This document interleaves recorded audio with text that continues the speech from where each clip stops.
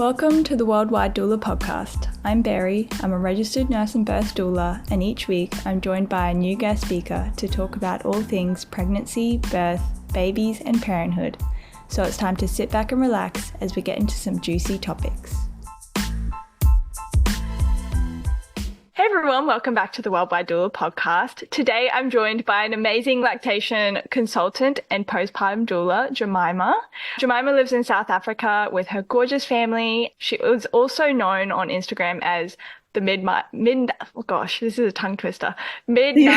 Bar, where she educates mamas and women worldwide all about breastfeeding, bottle feeding, cup feeding, and she just has some amazing videos and resources on there, so it's definitely worth checking out.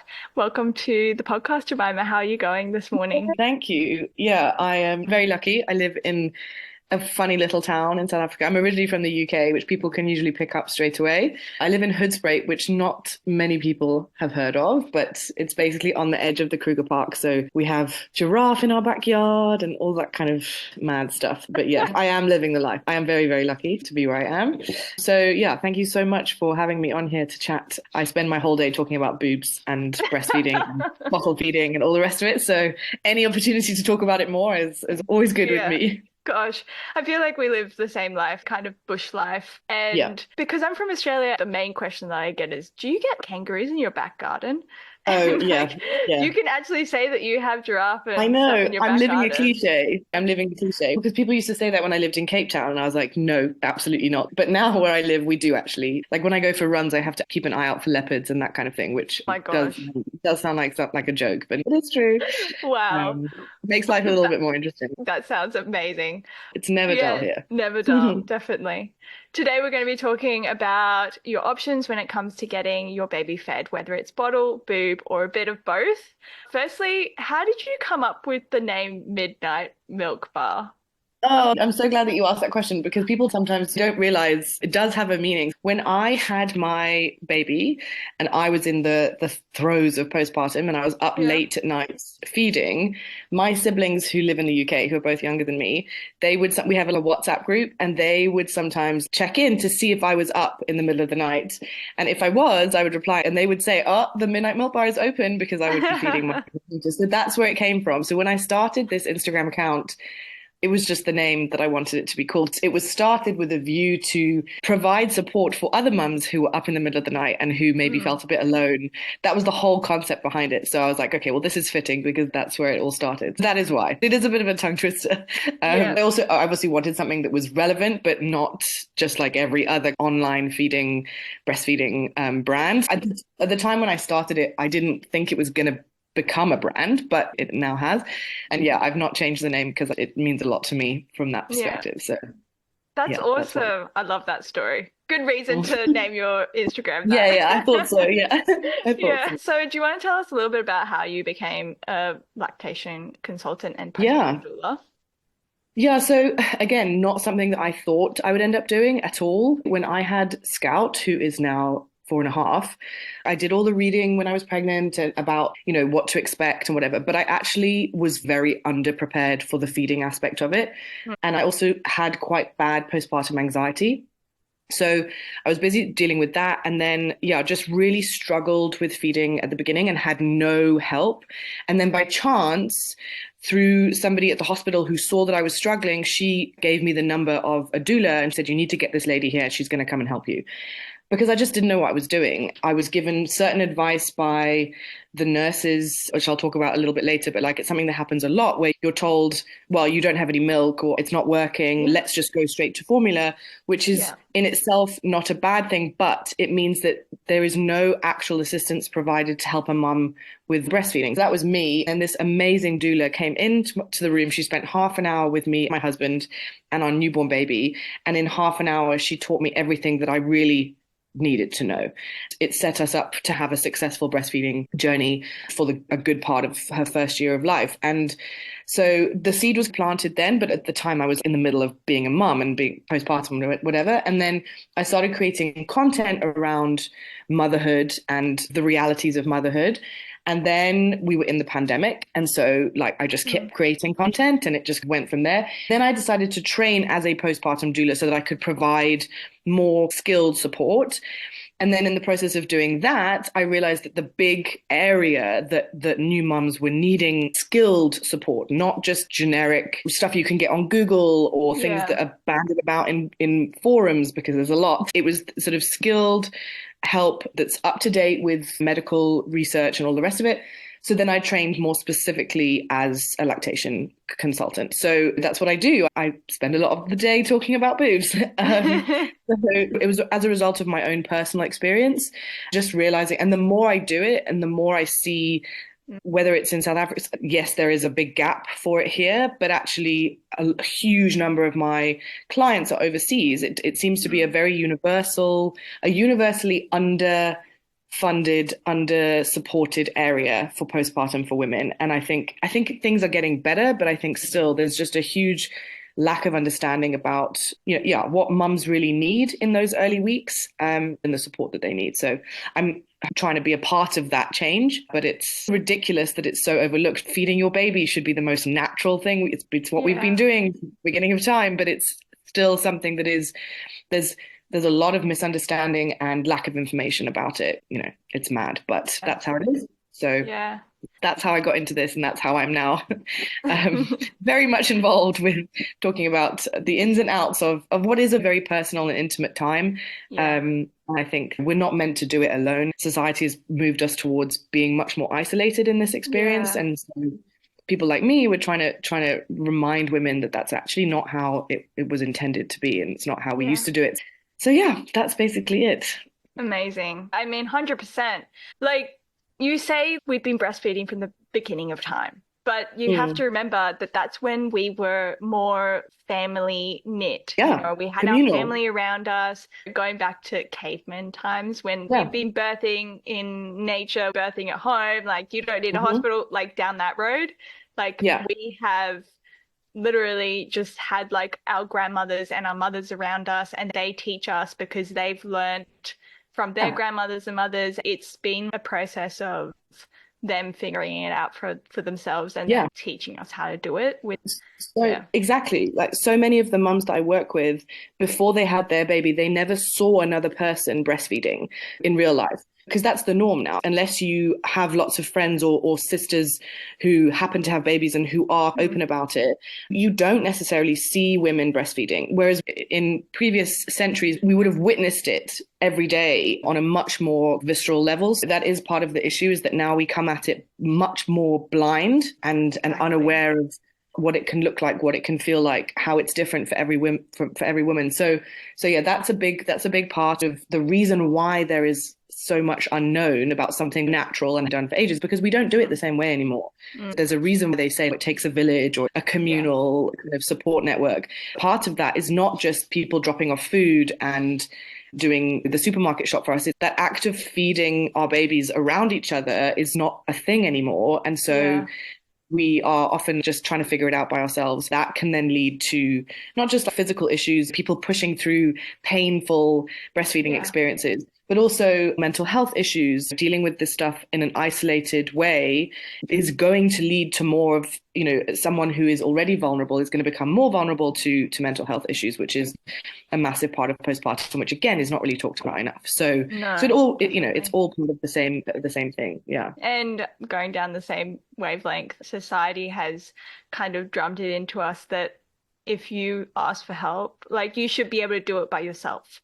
Like, ask for a lactation consultant or something like that. But that's like almost admitting that you can't do it yourself. And we go into motherhood thinking, I solely want to breastfeed. I'm a mom. I want to be able to do this. And then when they experience pain because they're latching wrong or the baby has a tongue tie and they don't know what that is, they just immediately turn, it's too painful, I can't do it. And they cry every time they breastfeed and it goes on and on. It's admitting that you need help, but it's okay. You need help, no, exactly. And it's a big part of the work that I do is trying to change the language around feeding. And so I'll have mums who say, I feel so guilty, or I'm really struggling, but I don't want to fail. I spend a lot of time being like, okay, we need to change this narrative, because by you saying those words, you're kind of compounding this. I mean, mum guilt is a whole topic. It's wild how the second your baby is born, you develop this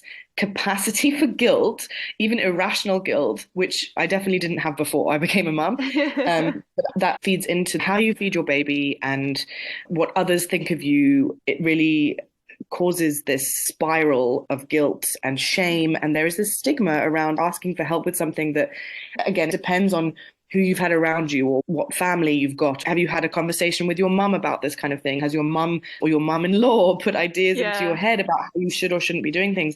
That is something that I often spend a lot of time trying to undo or like unlearn with new mums, to try and just be like, okay, the things that you're worrying about are things that were kind of planted in your head or preconceptions you had about what this was going to look like and how it was going to feel. And so we sometimes have to get through that first before we can actually deal with what's going on, is just sort of try and cut through the shoulds and the shouldn'ts and the, well, this Mm. person told me this and this person said Mhm. this. A lot of it is just nonsense, and we just have Mm. to get back to basics. It's about you and your baby, and how you feed your baby is a very personal thing. So Exactly.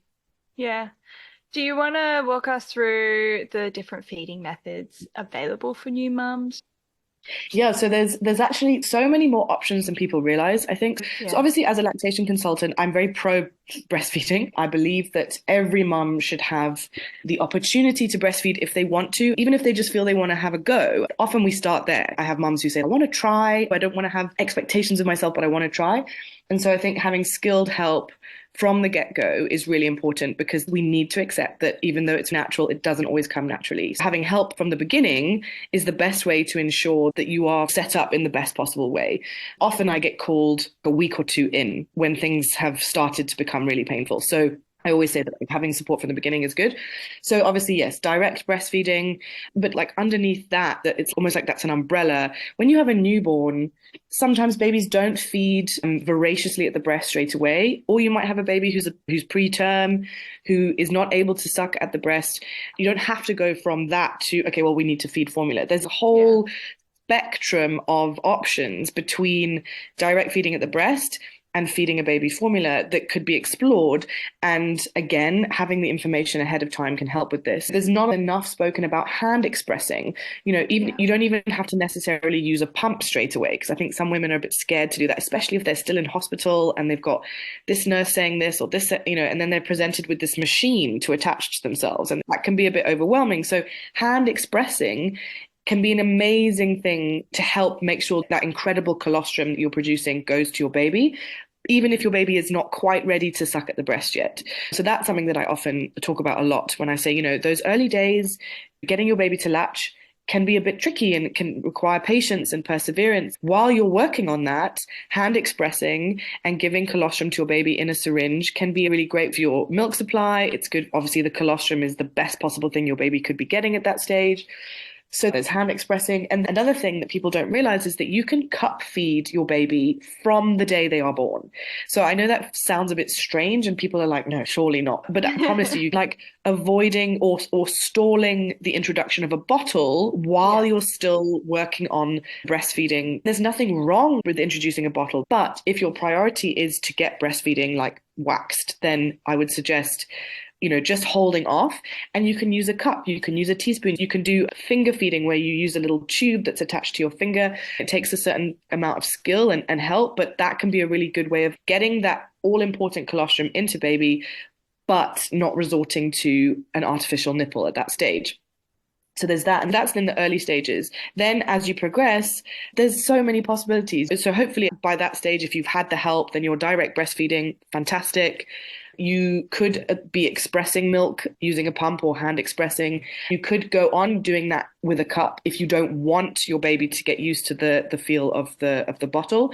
So there's cup, there's breast, there is obviously bottle. There's also something called a supplementary nursing system, which is an incredible apparatus which can really help if a mum is still struggling to get baby to latch, or if baby is just still learning to suck properly. Maybe their sucking reflex is still not quite there. And an SNS really, it's an amazing thing because it helps save time. A mum who is trying to breastfeed, express, and bottle feed and maybe even topping up with formula. And SNS can cut out a lot of the steps. Basically, you have a bottle with a tube that's coming out of it. So there is milk being transferred to your baby. The tube is attached to your breast and taped alongside your nipple so that baby is practicing latching while getting food through the tube. So you can adjust the flow depending on whether you hold the bottle up or you tilt it slightly. You can adjust the flow of milk. It's a really nice way of like bridging that gap between bottle and boob if you are wanting to get baby back to the breast.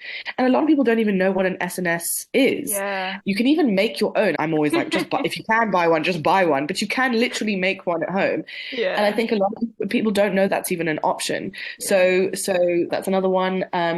What I've else? What have seen I missed dads out? doing that actually. Like, Yeah, you you know, could. Your giving mum a dads can do it. break. Yeah. You can get ones that you literally wear around your neck, like a necklace. It's probably a bit of a faff at the beginning to just kind of get to grips with it. But once you've got that, then for me, I often find that for mums, it's like they get the best of both worlds. They get to feel baby at the breast. They get the benefits of baby skin to skin. It's Yeah. obviously that's good for supply. It's good for that flow of oxytocin. But we know that then baby is getting the milk that they need as well, because obviously one of the biggest stresses for a new mum is my baby getting enough, and is Yeah. is my baby's weight going up? So it can just be a really nice transitional apparatus to use if there are issues in those early weeks. So yeah, I'm a big fan of that one because I think it really doesn't create a separation between mum and baby, which can be the thing that makes things that much harder. Okay, I think I've covered as many as I can think of, but basically there are so many options There and are so many. combinations of options. Every single mum should be allowed to, yeah, formulate her own combination that works for her. There is no one size fits all or perfect equation. It's different for everybody. But Yeah. yes, there really are lots of Yeah. options. There are also lots of misconceptions around the different feeding methods. Gosh, I had a few while you were talking, but they've gone from my head. They've Do you gone. have Yeah, any yeah, yeah. No, that's how it misconceptions? goes. Yeah. No, I mean, I can tell you some of the key misconceptions that I deal with, like myth. I do a lot of myth busting with people Yeah. when they're like, no, but surely I've heard that, one that I shouldn't introduce a bottle ever because my baby will never breastfeed again. I mean, that's something that comes up. It's Or quite they'll extreme, but that prefer, comes up. yeah, they'll prefer Yeah, the that flavor of comes the up. formula or something Yes, like, yeah, yeah. Or like people asking me, what time of day should I use formula yeah. if I'm going to do a once-off formula? It's pretty rare that there's a specific time when it comes to formula, which is kind of like a whole topic in itself. But with formula, one of the big misconceptions people have is that formula will have your baby sleeping longer. So a lot of people are like, oh, no, no, I've heard that if I give my baby formula at night, then they'll sleep longer. And I spend quite a lot of time unpacking that a little bit because it's not actually the case. Formula takes longer to digest than breast milk, which means that sometimes babies will go longer between a feed, which is potentially helpful, but you also need to understand what that does to your supply. If you're not feeding as frequently, then your milk supply is going to go down. Educating on if you're going to do formula top-ups, no problem, but you need to understand how that's affecting your supply. If you want to carry on breastfeeding, then there are some things that you need to know. A lot of stuff around formula and the differences between formula and breast milk and understanding why people often say to me, am I overfeeding my baby? It's very hard to overfeed an exclusively breastfed baby. Whereas with formula, we do need to watch the amounts because formula stays the same at every single feed. Whereas breast milk changes at every single feed. The composition, your baby will be taking in different amounts. If your baby has a cold or if you have a cold, your breast milk will adapt accordingly. Formula can't do that. Whilst formula can be a very useful tool to have as part of your feeding repertoire, it's just good to understand if you're going to incorporate it, how best to incorporate it so that we still get all the benefits of that breast milk that your baby's getting, but we have a realistic routine that is going to work for you. I spend a lot of time trying to find a balanced routine for mums. This whole idea of once you go with the bottle, you can't go back Yeah. is probably, I feel like one of the taglines I use most frequently is that it doesn't have to be all or nothing because Yeah. it really doesn't. Yes, there are ways that you can help to minimize feeding refusals between boob and bottle. There, it's worth understanding about paced bottle feeding. It's worth looking at the type of bottle that you're using, all of Yeah. that kind of stuff.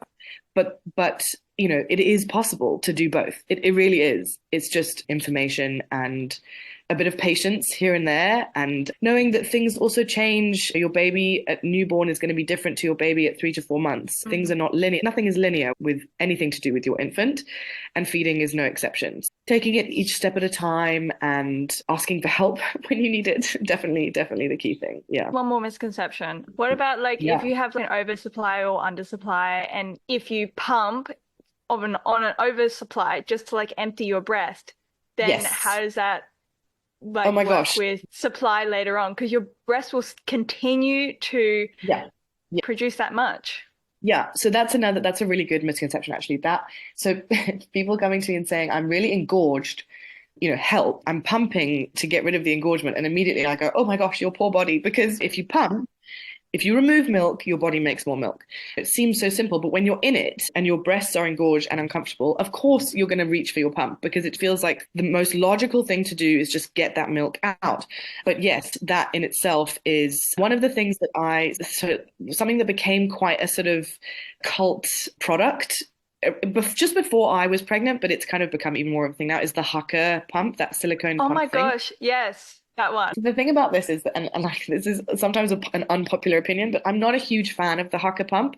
I think in some cases, like I always say to women, if it's working for you, fabulous. If it ain't broke, don't fix it. But if I speak to a mum who is having oversupply issues and I do a little bit of delving into, I get some more information about what routine they're following and what stuff they're using, and they tell me like, yeah, no, and I'm using a Hucker pump to catch the milk from the other breast when my baby's, I'm like, oh, okay. Because Yeah. the thing about the Hucker pump is that it is a pump and it doesn't just sit on your breast. In order for it to stay, it has to suction on. So if you're a mum who has an incredibly sensitive milk supply and whose body is like, the lightest little bit of stimulation is going to start like firing milk, that is going to have a knock-on effect. If you do that at every feed, it is going to cause an issue. The Hucker pump, I always just tell people to be careful of because it is still a pump. It isn't just catching the milk. I think they even created another product, the Hucker like Ladybird, which is also branded as a milk catcher. But I spoke to a mum who said even that one actually does latch onto you. You can get milk collector shield things, which you literally just put in your bra and they just catch the milk. If you're worried about losing milk and leaking on that side, if something is suctioning onto your breast, it is stimulating. So yeah, misconceptions about how to deal with engorgement. I always say if you're engorged, hand expressing is your friend because that lets out some of the milk without really stimulating further production. Also, standing in a warm shower and pushing gently flat against your breast and kind of moving downwards again, just to relieve the engorgement rather than removing loads and loads of milk. But yeah, oversupply and undersupply, because there's another misconception that I often deal with where people are like, why wouldn't I want to start pumping straight away and create a stash for the freezer? So the freezer stash thing is also a massive misconception. And I think it's because we sometimes see people post images of their milk stash, of these piles of frozen milk bags. I just think, why do you have that? I mean, if you're going back to work imminently and you're trying to, in South Africa, people go back to work after 4 months as a general rule. So it's really tough because at 4 months, a lot of stuff changes with your baby. It's a difficult time to transition for mums going back to work, but that's just how it is here. I'm always like, don't go mad trying to build a huge stash for the freezer because we don't want to create an oversupply. So people are like, what's wrong with having an oversupply? Why is that a bad thing? It's complicated to respond to that. But in essence, with an oversupply, your body thinks you have another baby to feed. Your body is going to create however much milk it's stimulated to produce. So it doesn't know whether you've had one baby or twins or triplets or whatever. If you start pumping loads to build this stash, then you're telling your body that there's another baby. And the composition of the milk is going to change. Your actual baby that is feeding from you is not going to get that optimum volume and composition of milk that your body has perfectly created for it because it thinks it's making for two babies now. So there's that, but then also we really want to avoid issues of engorgement, which can lead to more problematic things like mastitis. An oversupply is not where you want to be. Even when women want to go back to work and they ask about, okay, how do I start building a stash? I always say to do it very slowly and gently and not just go mad, pumping. It's build up a stash slowly. Really think about exactly how much is needed for each day rather than just going completely overboard. It's a fine balance, and we want to make sure that our body's creating enough milk, but not to the point that we're going to cause issues, basically. Yeah. Yeah, exactly. Exactly. This fits perfectly in with what we're talking about today, which is combi feeding. And do you want to tell us how Yes. that works? Combi feeding, when I talk about combi feeding, I am talking about any combination of feeding techniques, and that covers express milk and formula. So when I talk about combi feeding, it could be predominantly boob with the occasional bottle. It could Yeah. be, kind of 50-50. It could be all breast milk, or it could be breast milk with some formula. It looks different for every person. People are sometimes surprised that I create so much content around combi feeding because I'm a lactation consultant. But like I say, I will always strongly encourage feeding breast milk to your baby as much as you possibly can. But I also feel strongly that if women are pushed into a corner and not given information about the options they have, then they are less likely to continue with something they are struggling with. Then we're more likely to lose what breast milk they are giving their baby, and what breastfeeding they are doing is likely to not be sustainable without having information about other options. I have had people push back on that a little bit with me, but I just feel like I'm always going to try and help a woman with breastfeeding. I feel like I'm doing a disservice Mm. to women if I then say, "Oh, you want to introduce a bottle of formula? Well, then you're on your own." How is that helping? I've heard too many stories of women saying, "Gosh, I feel ashamed to ask for help with combi feeding from a medical, whether it's a nurse or a doctor or whatever, because I feel like there's so much stigma attached to it." It's a tricky one because I spend quite a lot of time also trying to help women who have had formula pushed at them with a newborn, trying to undo some of that. And, women who've been told, "Oh, you're not making any milk," or whatever. But then I have the opposite issue as well, where women are not being given support with combi feeding, and they're being led to believe that if they stop breastfeeding or add in other options, they're never going to be able to breastfeed again. So it works both ways. The work that I do, sometimes it's helping a mum get a baby who's become really attached to the bottle back to the boob, and sometimes it's the other way around. So there's so many different scenarios and so many different combinations. It's really any combination of different feeding techniques according to what is working for that particular mum and that baby.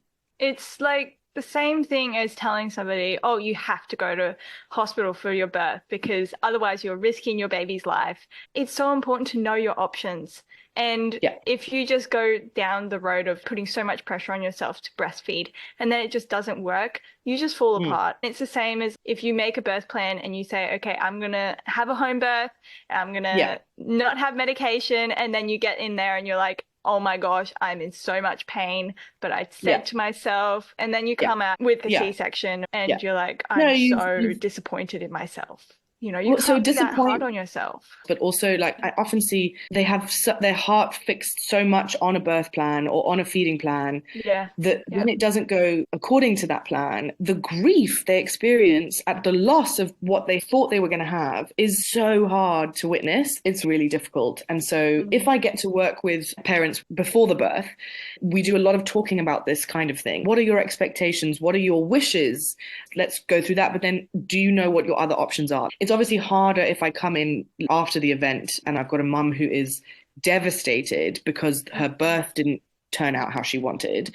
She's already grieving about that. And now she's maybe having challenges with breastfeeding, or she's been told, you're not making any milk or whatever. Or maybe she's got a baby who is preterm and is not able to feed at the breast. All of these ideas and images that she'd had in her head are not happening. It's really about, okay, this has not worked out how you wanted, but here's how we can make it still your magical experience. There is still joy to be found here. There is still so much positive to be found here. Here are your options. Here's how we're going to make this work for you. And this is why lactation counselor, I quite like that term, because a lot of the time you're not getting in there and fixing things. You're there to empower the mother to realize what she wants to do best. So you're providing information and you're helping, asking the right questions, and your training and your experience allows you to be able to spot where particular things could be tweaked. You're obviously not diagnosing things, but you're able to see what could be causing pain. But also so much of the time you're there saying, how can we make this better? How can we make this closer to what you wanted from this experience? How can we work through this grief and disappointment and still make it something that is special and sustainable for you? So yeah, it's a really tricky thing. And the thing is, like, you're working with someone who's just had a baby, which is like, this like incredibly life-changing event, plus their hormones are working against them in that early stage. So everything's emotional. Everything is, feeding your infant is not a straightforward kind of clinical thing. It's a very emotional thing. It's a very personal thing. And so people who work in that profession have to handle it as such. We've got to approach this as a head and a heart thing. You can't come at it with a cold kind of clinical stance. There's lots of moving parts to it as well. Yeah. It does go really deep, doesn't it?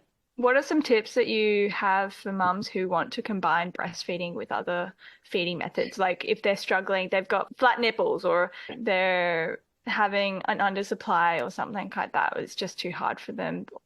Breastfeeding is hard. So there are so many factors that can cause challenges for new mums. Every instance needs to be approached on an individual basis. If you're having difficulty with breastfeeding, if you're having a horrible time, if you're experiencing pain, even if you're not experiencing pain, but it's just something doesn't feel right or you're just exhausted, please get help, get support. Try not to wade through mum forums online late at night. Whilst I do think that one of the most helpful things is talking to other mothers, find the right platform to do that because, wading through these things online at 3 o'clock in the morning is not necessarily the most productive thing. You're not necessarily going to find what you need there. But yes, reaching out to support, find either a lactation consultant who can see you in person or someone who can see you virtually. But it's somebody who specializes in infant feeding, because obviously it's great to have a GP or a midwife, but if you're having issues with feeding, get skilled lactation help. And hopefully, in an ideal situation, that person will be able to give you options and say, okay, let's try this, or they'll do a proper feeding assessment to see what the actual picture is. They'll ask you about what happened with your baby's birth. A proper feeding assessment is comprehensive. I do a lot of Q&A stuff on my Instagram. I can give kind of generic advice, but if I have a client who comes for lactation support, they get a proper feeding assessment where we look at everything, because there's so many little things that sometimes those are the things that make the big difference, but you need to have someone systematically go through what's going on. Skilled help, understanding your options, and having support going forward. Someone to check in a few days to see how things are going. If it's issues of low milk supply, inverted nipples or flat nipples, someone who can give you skilled help would be able to suggest options, but also just be there for you as a sounding board going forward as well, because sometimes we try things and okay, that didn't quite work. Like, let's come up with a different plan. If there's something more fundamental going on, skilled help can provide you with the assistance that you need, and if necessary, refer you on to another expert. So, for example, if I have someone with a baby who I suspect has a tongue tie, I'm not a frenulotomist, so you need to go to a skilled frenulotomist to be able to diagnose that. I might be able to spot signs that is the issue and then refer you to that person. Sometimes it's a process, but without skilled help, you're just battling on alone and may never know what is causing the problem. So that would be my biggest piece of advice, ask for help, basically. Yeah, and I mean, it doesn't even need to be painful. Like, breastfeeding is hard. I haven't done it yet, but it's like a full-time job. It is, yeah. Like, you consume so much food, you consume so much energy. Sometimes it's just you and you don't have a partner. And sometimes the partner's really great, or like sometimes the partner is not there and they have to go and work and they don't get any paternal leave. Is that what they don't get, so that's, so there's a couple of things I would say with that. So I have seen and had my own experience of, even if you have a partner who is hands-on and has decent paternity leave, you are not invulnerable to postpartum challenges in terms of mental health. I had incredible support. I had family with me, a husband who was very hands-on, and I still battled with postpartum anxiety. Things like perinatal anxiety or depression are the things we really want to avoid. But even if you have the support, the physical, like as in you have your partner and you have a mother staying with you, you're still vulnerable. Those people who don't have that support, I couldn't stop thinking about when I was going through my own experience, was like, this is how I feel and look how much help I have. Those people who don't have that help, what are they going to do? If you're in pain, you need support, but you may not be in pain, but you might be just just at the end of your tether. Yeah. Breastfeeding is incredible, and it's this amazing thing that we can do for our babies, but it is also relentless. It is unpredictable, and Yeah. it's physically and mentally, it can be very, very tiring. Even if you're just, feeling like, I don't know how to get through day to day, just doing this indefinitely, you need to ask for help in that situation as well. I always start by saying, okay, what do you want? What is your ideal scenario? Most of the time, the most common scenario that people come to me with is, I really want to breastfeed, but I also just want to break every now and then. And Yeah. that is really okay to feel like that. And I think, again, there's a bit of a stigma attached to that, and mums feel really guilty for saying it. But Yeah. it's okay to feel like that. It's human. If we don't support mums who want that, then we're abandoning them to potential, postpartum mental health disorders. Also, the chances of them stopping breastfeeding quicker because they can't cope anymore. So, Yeah. in the interest of creating sustainable breastfeeding journeys, I am all for looking at options and seeing if there's ways that we can give mums a bit of a break every now and then. A lot of mums are worried about losing their milk supply when they choose to combi feed or decide not to 100% breastfeed. How can they maintain the milk supply? So the thing about milk supply is that it's about frequency of stimulation and frequency of removal of milk. So people often say to me, if I give formula, do I need to pump to make up for that? And I always say, well, it depends, because if you are giving an occasional bottle of formula, but predominantly want to be breastfeeding, then yes, you could pump when you give formula, because that ensures that your body still thinks that you're doing, all of the feeds yourself. Whereas if you want to replace that feed consistently with formula, like an afternoon feed, because often I find that late afternoon can be quite a niggly time for feeding. Often a woman's prolactin levels are lower towards the end of the day, so the flow of the milk is not as fast as it was earlier, so babies get frustrated at the breast. So sometimes people choose to do a formula feed then. And if you think you're going to do that every day, then you don't need to pump, because that is going to be your formula feed of the day. Your body doesn't need to make that milk during that time. But that's an oversimplification, because the thing about milk supply is that it really depends. I would need to know, anytime I work with a mum, what's your history? What's your milk supply been like? Do we have any issues with milk supply? Are there any concerns with baby's weight? Like, there's lots of different reasons why formula might be being introduced. If formula is being introduced because we're concerned about a milk supply issue and baby's not getting enough, then we need to nurture that milk supply and be working to build that supply up. So it really depends on the situation. But generally with milk supply, if your baby is growing well and you just want the occasional option to feed with formula, it's perfectly manageable. Your body will adapt according to how often you stimulate at the breast. The thing about pumping, so yeah, pumping can be brutal. And, mums who are trying to breastfeed, pump, and do formula top-ups, that's triple feeding. That is one of the most unsustainable routines. It's really round the clock. If a woman comes to me and she's having a really tough time and she's breastfeeding, but she's having to also pump and she's doing formula top-ups because there's a concern about baby's weight, and she's really at the end of her tether, then the first thing I say to drop is the pumping. That's the thing I'm like, okay, let's cut that out of the equation. Triple feeding can be really, really tough. It really depends on the scenario. It's such an individual thing. It depends on what's going on with you and your baby and your baby's weight. If there are concerns about milk supply, we want to obviously be stimulating regularly and frequently. But if there aren't, and it's a case where you're just like, I just really want to break every now and then, it's very manageable. It's perfectly possible to do. People often worry, they're like, if I give a bottle of formula occasionally, is it going to mess up my baby's tummy? Yeah. It's very unlikely. If your baby has a reaction to the formula, then try a different formula would be the first thing. But it is unlikely. They might take a couple of days to adjust. Their poos might suddenly be less regular, or there might be a bit of a change in that. Obviously, you keep an eye on it. But a violent reaction is very unlikely. Genuine intolerances to stuff are not common. You just obviously watch it. And to be honest, I remember the first time I gave my daughter formula, I cried. I cried when we opened the tin, because I just felt like it was such a symbolic moment. And then once we'd given it to her, I was like, why was I so stressed about this? She was still getting predominantly breast milk. It doesn't matter how much breast milk your baby is getting, they get 100% of the benefits from that breast milk. I think sometimes it's a bit like ripping a band-aid off. It's the anticipation of what's coming. It can be very scary. And as we said, it's very emotional, and it's okay to feel like that. But again, if you've got someone kind of holding your hand through it, that can really make a difference.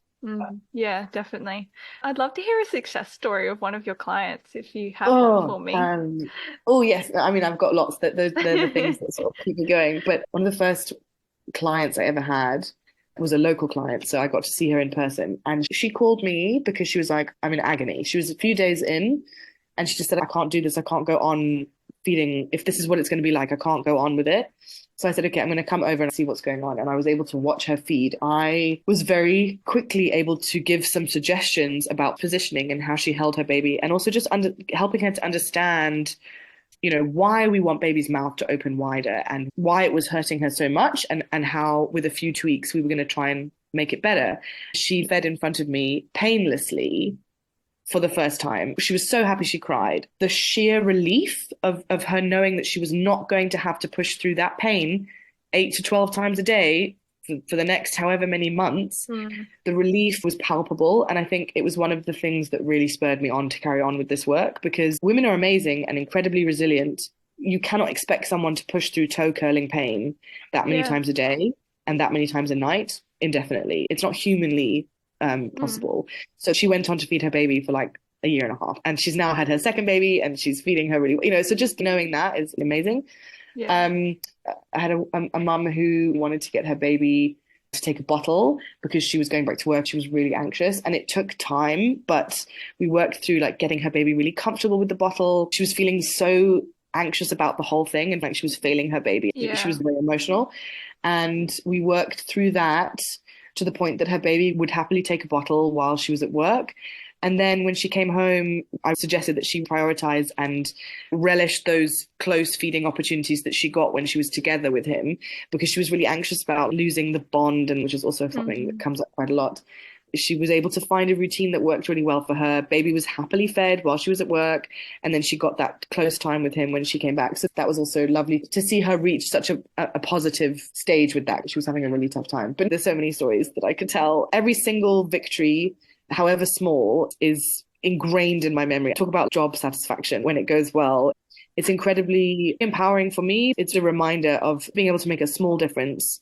When I get messages months down the line from mums who, because obviously at the time that I work with them, we're in touch every day and we're talking, and then I don't hear from them. And then I might get a message several months later saying, I just want you to know, or a picture of the baby saying, look at how big she is because we've been able to feed the way we wanted to. Those things, honestly, you can't explain how much it means to see that you've made a difference.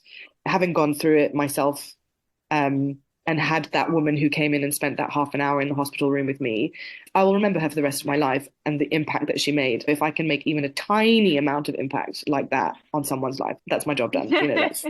It's so rewarding. And it's important to have that extra support. You've said it before that in hospital they have a lactation consultant or one of the midwives come in and they just like, Mm. okay, show me how you feed. And then like Yeah. they'll just be like, okay, cool, you're good to go. Yeah. And they'll No, discharge that's you. it. And then you're sent And home with then this baby and you're like, what? Yeah. Yeah. yeah.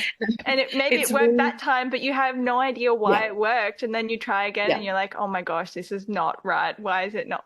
Yeah. But then you're covered Yeah. in like breast milk and Or, just feel your disgusting. hormones have crashed, and yeah, no. And Yeah. that's actually a very common thing. I'll hear from new mums who are like, yeah, baby's latching really well, and that's on day one. And then by day three, their nipples are in agony and in Mm. tatters because baby's been latching in a really shallow way for 48 hours.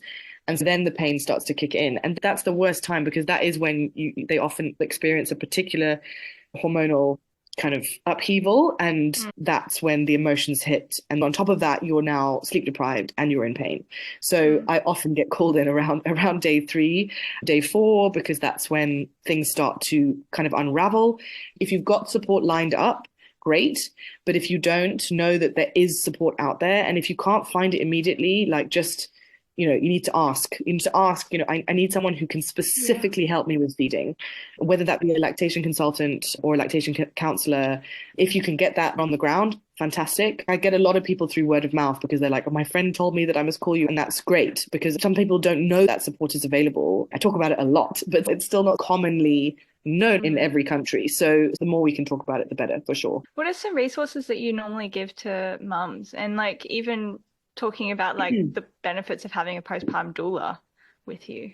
Yes, I have a lot of information. I created digital guides around different aspects of feeding to help mums because I kind of figured I obviously do one-to-one sessions, but sometimes people just want information in their pocket like straight away.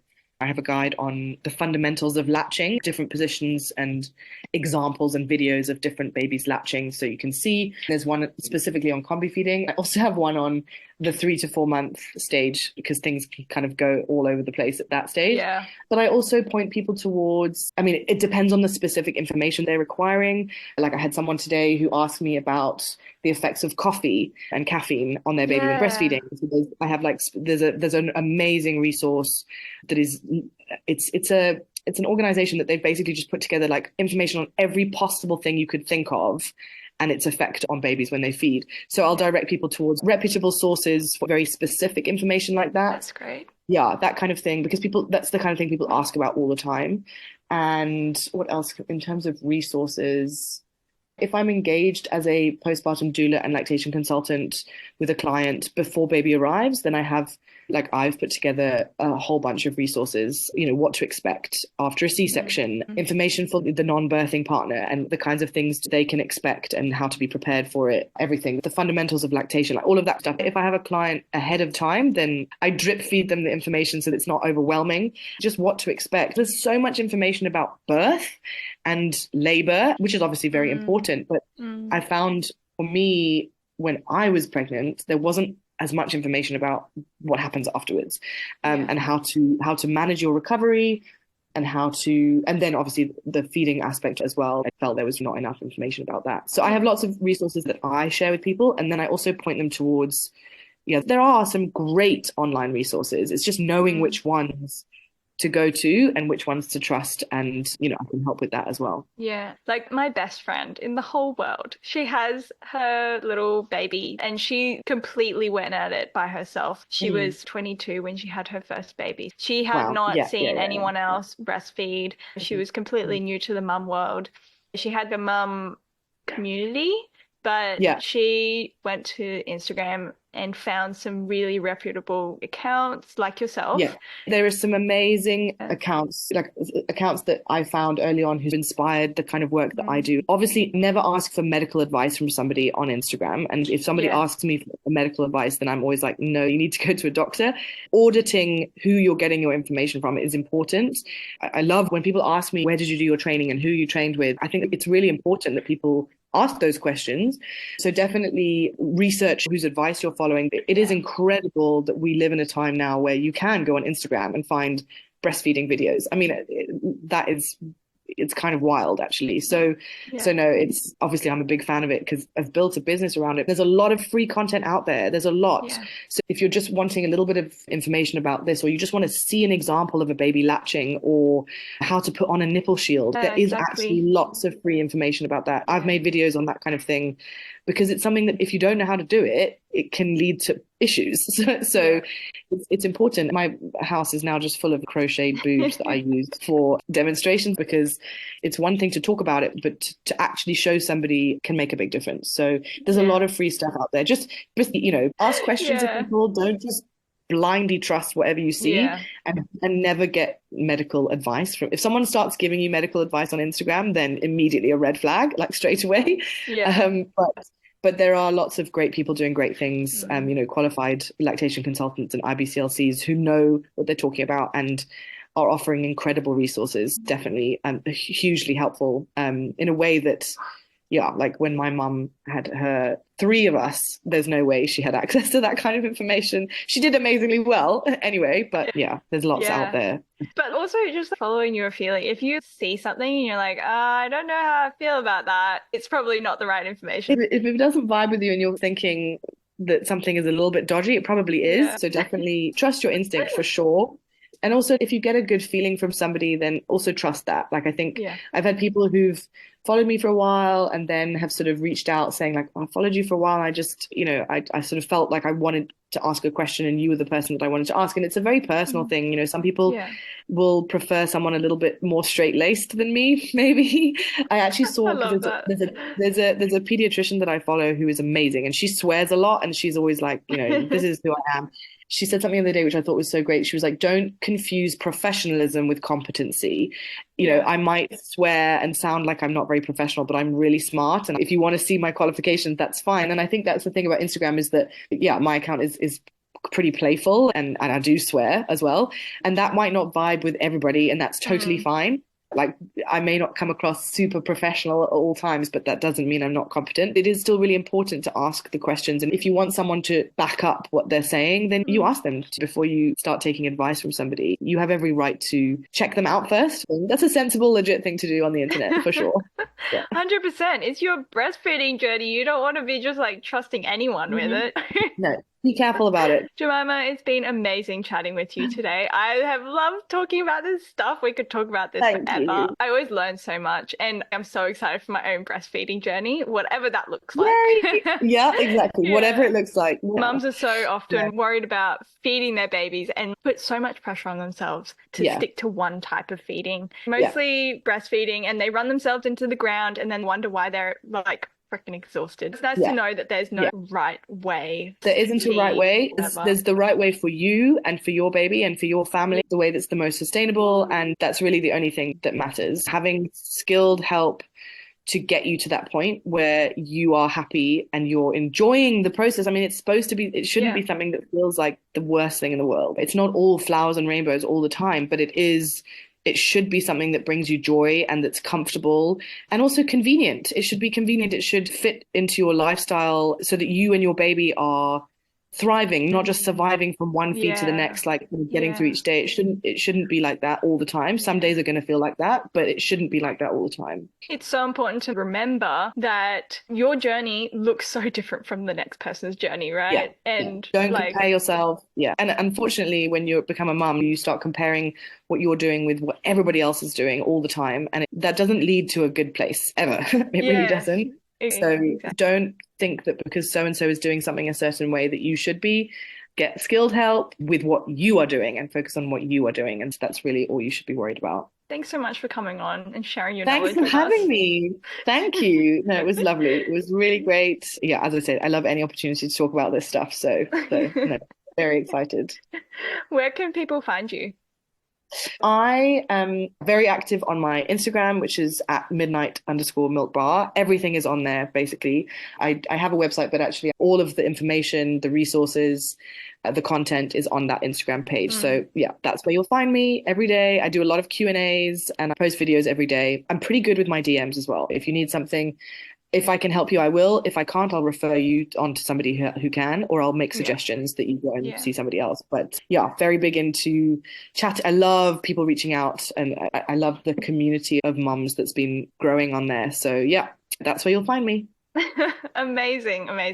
If you're enjoying the podcast, make sure you give us a follow and rate the show. And if you know someone who you think needs to hear this episode, give it a share so we can spread the word and educate more mamas and women worldwide. And we'll see you next Monday for another juicy episode.